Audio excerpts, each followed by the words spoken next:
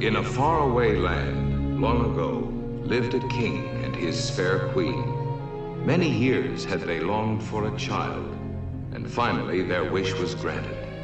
A daughter was born, and they called her Aurora.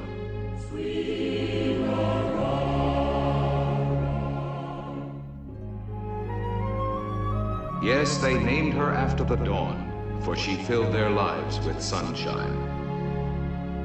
Then a great holiday was proclaimed throughout the kingdom, so that all of high or low estate might pay homage to the infant princess. And our story begins on that most joyful day. On that joy